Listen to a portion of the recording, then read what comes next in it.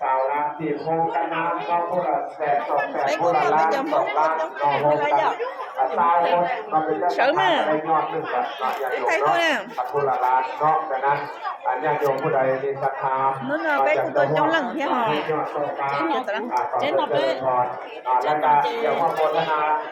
ผู้ละ5นาทีก็ได้ญาติโยมเด้อเพราะว่าจะได้ซื้อดินที่สิมังและการซื้อทรายเตรียมก่อและการให้ค่าแรงงานเพราะว่าเดี๋ยวนี้ค่าปืนกับขึ้นสูงอะไรไปออกเลยค่าปืนกับขึ้นสูงต่างไปเก่าก่อนหลังดังนั้นญาติโยมเอาผู้ใดมีศรัทธาเราจะว่าและการขอประชาสัมพันธ์แจ้งข่าวบุญสัญญาโยมก็ยังที่เพลงเด้อแต่บุญนมัสการพระเจ้าองค์หลวงประธานพรวัดนี้ mua bây giờ phải mua bây tụt tuổi rồi จากสังไทยแก้วประธานผู้สมัครแบบเป็นการที่ต่างว่าเป็นก่อนเมื่อนี้เริ่มเป็นอัตมาเนี่ยผู้นี้เริ่มมาเป็นการที่ต่างว่าจะมีลงมาได้ลงมา妈妈到，我就讲了的妈妈摸他是谁子？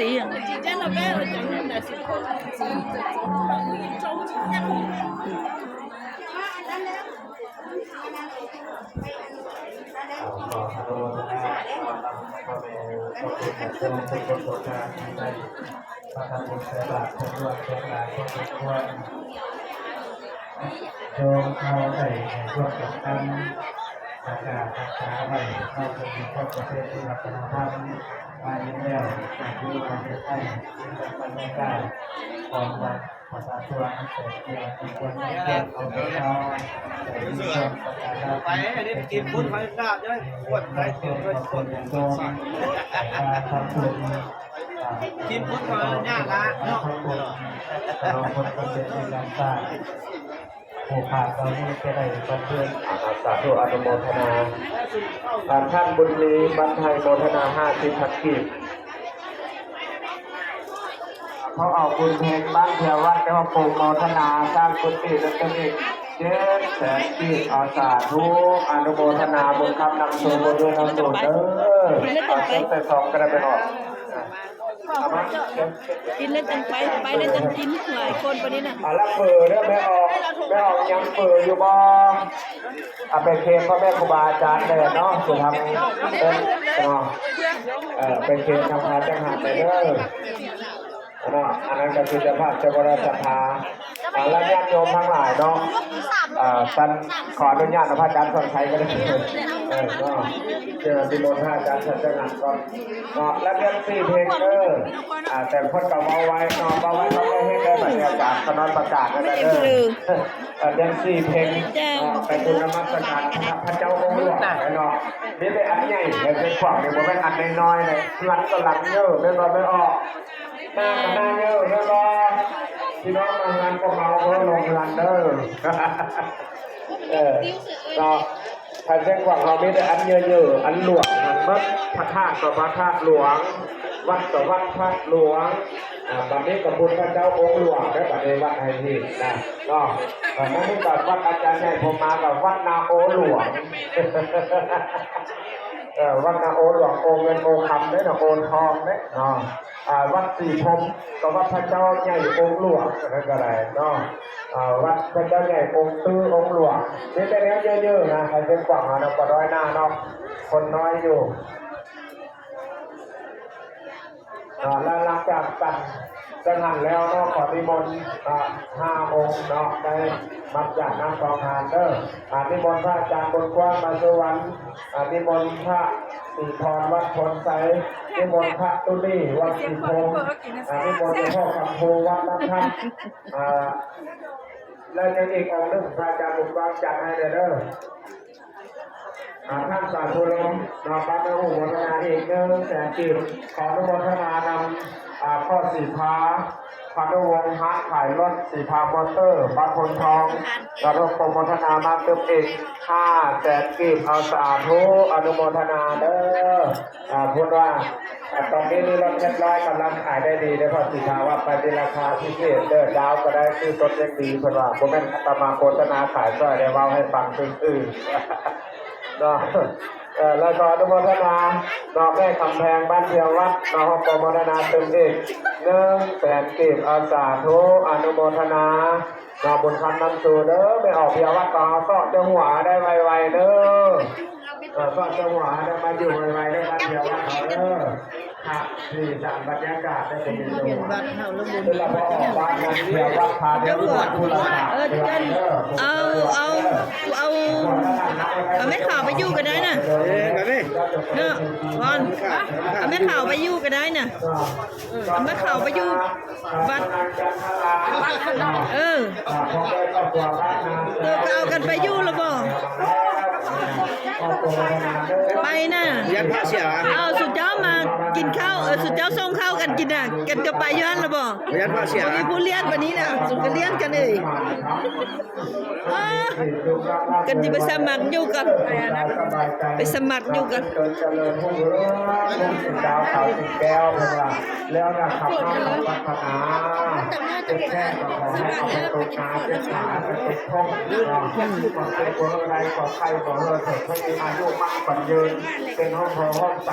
ให้มีเงินมีคำใช้จ่ายสุขภาพแข็งแรงอยู่ภาคไป ก็เรียนเหรอไปเรียนยัง เราติดตามมาว่าเจ้าพระราชสัทธาได้เข้าส่งนาลีเนาะอ่อนตาวงอริยพัฒน์พลสักวางเมืองแปกแข่งเป็นความเราพวกเราก็จะได้มอบความพัฒนาสินค้าน้ำเติมเอง200,000 กีบใจหับแล้วอนุโมทนาบุญคำนำสู่บุญโยนำหนุนเด้อไปออกทางบนสว่างทุกแม่ได้ประพาในพุทธสว่างไปทัวร์ใต้เนาะที่ไม่สากลไป4 มื้อ 5 มื้อเนาะพารอบ9 บ่อน8 9 บ่อนกลับมาวัดบ้านก็ได้ยังยิ้มได้เฉยเลยคนว่านั่งรถมื้อนึง6 โมงเช้าแล้วนั่งรถแล้วก็จะได้ลดรถกับ9 โมงตอนแรงเนาะเพราะนั้นญาติโยมเอาไปทำไรก็ดีเนาะเจ้าภาพเจ้าโบราณศรัทธาเราก็ได้ให้ความร่วมมือเป็นแบบเป็นอย่างเนาะอันนี้แหละผมว่าบุญนี้บนนี้เผื่อปัจแจกในวันแยกก่อได้คือไม้ผ่าเครื่องสารอุปมาคือไทยเรากินข้าวเรากินข้าว ก็ใหญ่ได้มั้ยนะ ก็ไปทำไปพูดบอกกินเลยว่าก็ใหญ่มาอีกแล้วมาได้แก้วแก้ศรัทธาดีท่านวางทองนำบุญส่งบ้านเพียงวัดพี่น้องบ้านเพียงวัดเพื่อความสมบูรณ์นาทีแต่ที่เราจะรู้ยังอยู่นู่นน่ะอายุเด็กเป็นสุขเป็นในความสุขความสบายมีอายุมันกว่ายืนเนาะมีเงินหลายได้ใช้เงินเนาะอันมีเงินหลายจะมีโอกาสได้ใช้เงินพอไปยื่นฐานเนาะแต่ว่ามีโอกาสหลายทุกคนใช้บ่มีก็เยอะคือกันเลยคือกันอาจารย์เพิ่มขึ้นมาอาจารย์โดนสีที่ได้เอามาตรวจมาสอบคุณน้อยผมบอกเลยเจอเฮ้ยสิเด็ก มาบุญมาบุญเนี่ยที่เป็นประธานอบตเมืองคูนเป็นอดีตไปแล้วใช่ป่ะติดมาผมประธานกรมลุงต้องประธานได้เป็นยอดเป็นเนมไปน้อยจนไม่ได้ไปไม่ออกไปทำหัวขาดไปนะไม่ให้ไปมัดไม่ แต่เลิกใครอยู่นี่เลิกใครอยู่นี่ สาธุอนุโมทนาเลยอาจารย์เขาก็จะเป็นคนเข้าวัดเข้าวาไปแหงเราผู้ใดอยากได้ผู้ใดของบนโลกติดต่อเพื่อนนี่กินเรื่องนั้นคนนี้ก็โมทนาเลยเป็นอาจารย์ทุกก็ไม่ว่าจะเป็นความเข้าวัดเนาะหรือว่าเป็นนักบวชอยู่ก็อันนั้นลงเป็นปั๊มสีพงและกับเจ้านี้เบิ้ลตอนนั้นเนาะพอสมควรทางบางคุณของพวกเขาสาธุอนุโมทนาบนทางนำดูบนโยนำดูเนาะให้อยู่ดีๆแน่บนทางนำดูบนโยนำดูเนาะสาธุอนุโมทนานำพ่อคำเพชรกับพรหมะกับไกรสอนปัจจุบันก็จะบังนานขายเข้าแก่น้อยเล่นแฝงหยุดกับตลาดทั้งหนังกองฮันด้าเนาะบนทางเป็นงานจำนวนดีเฮ้ไปเกี่ยนะครับแต่เรื่องนมกินได้ด้วยกันโมทนาได้ทุกวันบุญกรรมนำสู่บุญโยนำหนุนเนาะหลังจากเป็น ได้บำนาญก็สุขภาพดีจะแต่กินแต่ทานน้ำเดียวเนาะอนุโมทนานำท่านนางแก้วมันมีพร้อมด้วยครอบครัวบ้านนาไซน้องโมทนาอีก100,000อาจารย์โนเตอร์บุตรกำลังตูขออนุโมทนานำท่านก็นางเก็บพรบ้านไทยน้องโมทนาอีก100,000อาสาทุกท่านใจท่านน้อยบ้านไทยโมทนาอีก10,000อนุโมทนาสาธุการครูทำให้ครอบครัวโมทนาอีก10,000อนุโมทนานี่ก็ถูกยังก็จีนเลยเอาเส้นนี้ไหน สายทำไทยตายทักษิณอนุโมทนาสาธุท่านเรียนทำบ้านไทยอนุโมทนาสาธุอนุโมทนาพี่น้องบ้านไทยเราพิมพ์บอกโจ้บลงมาอีกแล้วไป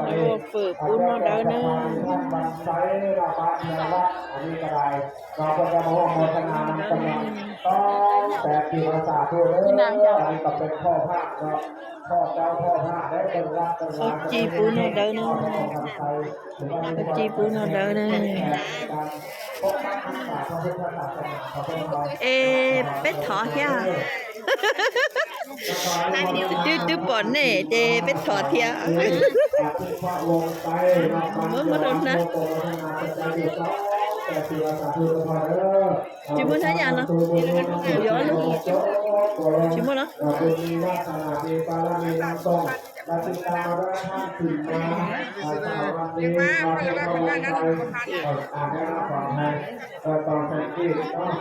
แล้วก็ป้าสายทองนางรักหนึ่งพงก็โกงพัฒนาเป็นอีก100,000เอาสามเ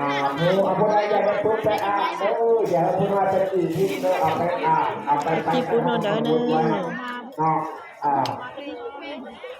อาถูกมาซื้อ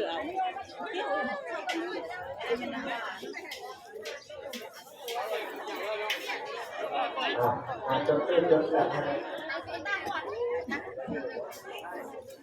ได้เอาได้พอเอาเป็นตัวว่าเป็นผู้สาวกรณีผู้สาว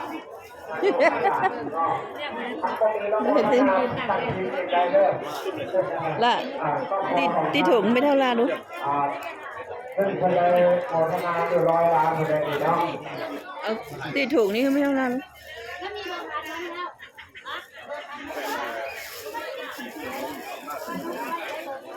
น่าจะกินได้แต่นี่แหละ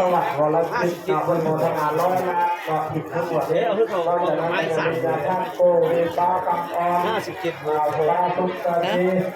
60 ตาเพนพ่อแม่ครูบาอาจารย์หลายองค์หลายท่านนั่นแหละคนท้ายบุคคลเลยเล่นไปเลย58กับนี้แหละ60ที่60มาเติมเนาะอาราธนาโมทนานำท่านสิ่งคำการนางพรบัณฑิวัฒน์โมทนามันตกิจ200,000อาสาธุคุณคำนำโตและติดตามมาได้ท่านโสภานางพิมพาบัณฑิวัฒน์อีก200,000อนุโมทนาสาธุเนาะการที่คุณติมีคือจริงยังคนแล้วกันเลยนะแต่ว่ามันได้หลายเสือเลยนี่อยากโดนละที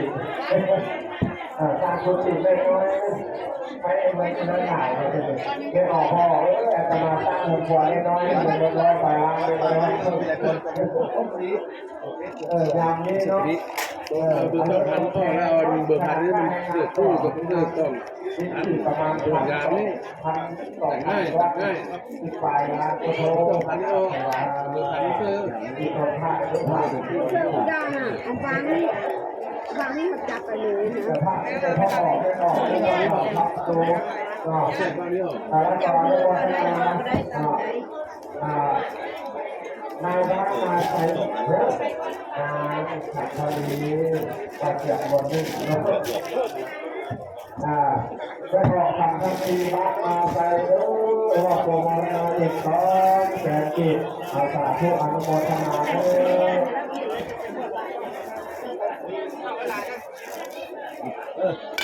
นี่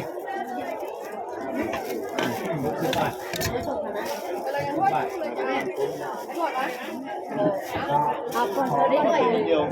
มันลงมาแล้วก็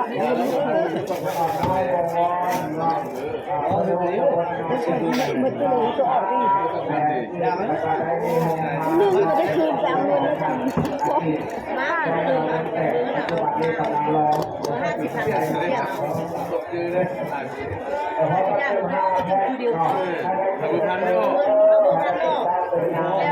เรานี่เราก็เอาเงินลูกกันเลยเอาแม่จะดูแล้วนะแล้วจะเบอร์พันไม่ออกก็เป็นว่า เอาเบอร์ส่งพันเซอร์ สบายทางใจและดังธรรมะความปรารถนาก็พัฒนาชีวิตต่อไปก็ขอให้สำเร็จลุล่วงไปด้วยดีก็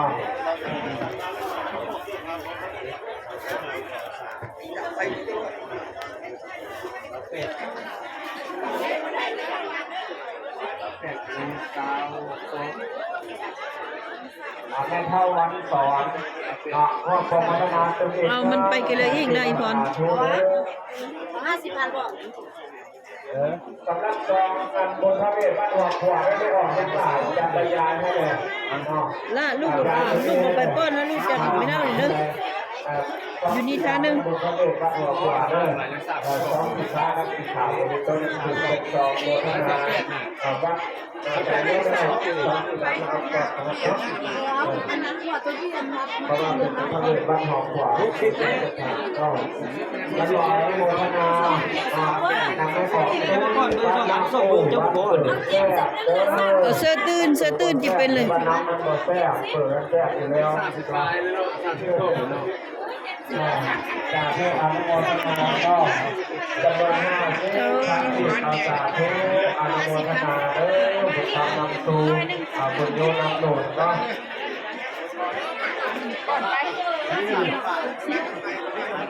พอแล้วค่ะยังไม่ไหลเลย สาธุอนุโมทนาจะมอบสตาร์ ลูก10แล้วนะ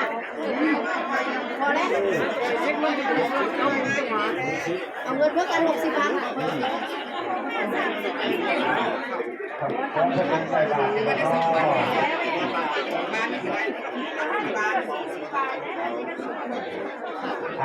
แล้วมีโต้ยึดขวาก็ขอสูนที่วัดจะถึงในที่วันนี้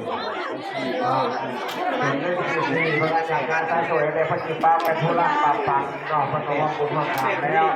พระจิตเป็นธุระปรับปังคณะไม่ออกใครบางเนี่ยก็ไปเรื่อยๆคนจะเดินยันยังตามไปตามเนาะเราไม่ได้แต่คนเขาล้าได้เนาะเอาทีต่อไปแล้วไม่ออกมาออกเลยเอาคู่เอาสามลงบุญน้ำมันสการพระนาหลวงเด้อก็พูดมันเป็นกลุ่มรถเป็นเพื่อทำมันเอาปุ๊มาพูดเรื่อยๆต้นไม้ก่อนต้นต่อแล้วข้างแดงเห็นไหมครับเจอบ้านแล้วกับไปนั่งชมแดดเลยเราจะตามต้นไม้ต้นต่อกันเลยเป็นบรรยากาศอันนึงบรรยากาศอันนึง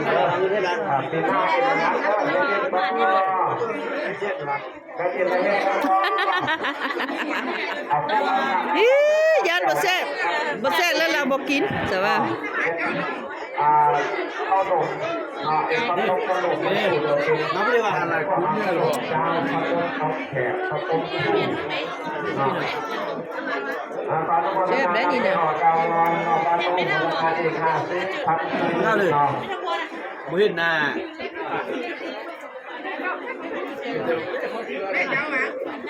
แม่ตุ้มกะทิทอดปังยัว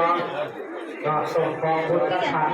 ก็ร่วมโปรโมทนาอยู่5 แสนกีบอาสาทูเดิมบุญธรรมนำสู่บุญรุ่นอยู่อันนี้เอาแม่ท่าสร้างพระธาตุหลวงจนแล้วสร้างพระธาตุสีมาจนแล้วก็นี่จะมาเห็นหน้าอยากให้พระแก่เห็นต้นนอกแล้วจะท่านจักรลา